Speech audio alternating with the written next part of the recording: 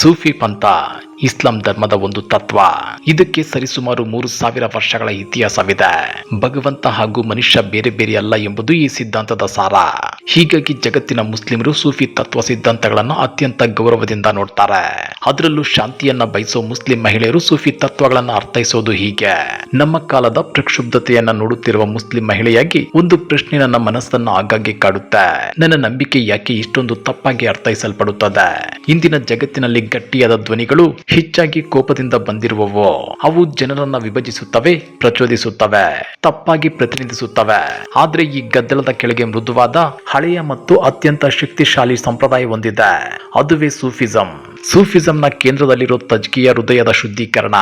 ಯಾರು ತಮ್ಮ ಹೃದಯವನ್ನ ಶುದ್ಧಪಡಿಸುತ್ತಾರೋ ಅವರಿಗೆ ಅಸಹಿಷ್ಣುತೆ, ದುರಹಂಕಾರ, ದ್ವೇಷ ಇವೆಲ್ಲವುಗಳಿಂದ ಮುಕ್ತಿ ಸಿಗುತ್ತೆ. ಇನ್ನ ಉಗ್ರವಾದ ಯಾವ ರೂಪದಲ್ಲಿ ಹುಟ್ಟಿಕೊಳ್ಳುತ್ತೆ ಗೊತ್ತಾ? ಕೋಪದಲ್ಲಿ, ನಿಯಂತ್ರಣದ ಬಯಕೆಯಲ್ಲಿ. ಆದ್ರೆ ಸೂಫಿಸಂ ಕೋಪವನ್ನ ಕರಗಿಸುತ್ತೆ, ಆ ಬಯಕೆಯನ್ನ ಮೃದುವಾಗಿಸುತ್ತೆ. ನಾನು ಓರ್ವ ಮುಸ್ಲಿಂ ಮಹಿಳೆಯಾಗಿ ನೋಡಿ ತಿಳಿದಿದ್ದೇನೆ. ಯುವ ಜನರ ನೋವನ್ನ, ಅವರ ಗೊಂದಲಗಳನ್ನ. ಶಕ್ತಿಯ ಸುಳ್ಳು ಭರವಸೆ ಅವರಿಗೆ ಆಕರ್ಷಕವಾಗಿದೆ. ಆದ್ರೆ ಸೂಫಿಸಂ ಕಲಿಸುವುದೇ ಬೇರೆ. ನಿಜವಾದ ಶಕ್ತಿ ಇತರರನ್ನ ಮೀರಿಸುವುದಲ್ಲ, ತಮ್ಮೊಳಗಿನ ಅವ್ಯವಸ್ಥೆಯನ್ನ ಮೀರಿಸುವುದಾಗಿದೆ.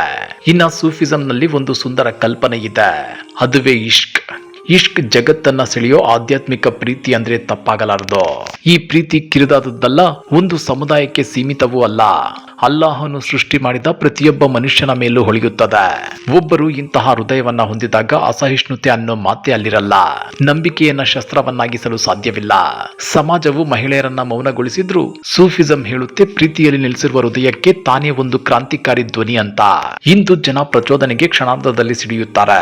ಆದ್ರೆ ಸೂಫಿ ತತ್ವಗಳು ತಾಳ್ಮೆ, ಸಹನೆಯನ್ನ ಜಗತ್ತಿಗೆ ಬೋಧಿಸುತ್ತಿವೆ. ಪ್ರಚೋದನೆ ವಿನಾಶಕ್ಕೆ ದಾರಿ ಮಾಡಿಕೊಡುತ್ತೆ. ಇದು ದ್ವೇಷಕ್ಕೆ ಗುರಿಯಾಗುವ ಸಮುದಾಯಗಳಿಗೆ ಗುರಾಣಿಯಾಗಿದೆ. ಉಗ್ರಗಾಮಿಗಳ ಪ್ರಚೋದನೆಗೆ ಒಳಗಾಗುವವರಿಗೆ ಈ ಬೋಧನೆ ನಿಜಕ್ಕೂ ಉಪಯುಕ್ತವಾಗಿದೆ. ನೈತಿಕತೆಗಿಂತಲೂ ಕೋಪದಲ್ಲಿ ಬದುಕಲು ಸುಲಭವಿರಬಹುದು, ಆದ್ರೆ ಅದು ಯಾವಾಗಲೂ ವಿನಾಶಕ್ಕೆ ಕರೆದೊಯ್ಯುತ್ತದೆ.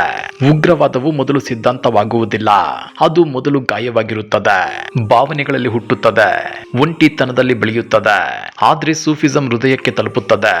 ಅದು ಗಾಯವಾದ ಮನಸ್ಸುಗಳಿಗೆ ಮದ್ದಾಗಿ ಕೆಲಸ ಮಾಡುತ್ತೆ.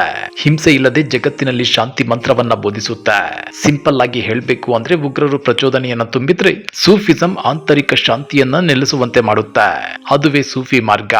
ಇದು ಕೇವಲ ಆಧ್ಯಾತ್ಮಿಕ ಆದರ್ಶವಲ್ಲ, ಇದು ಜಗತ್ತಿನ ಗಾಯಗಳನ್ನ ಗುಣಪಡಿಸಲು ನಮ್ಮ ಕೈಯಲ್ಲಿರುವ ನಿಜವಾದ ಸಾಧನ.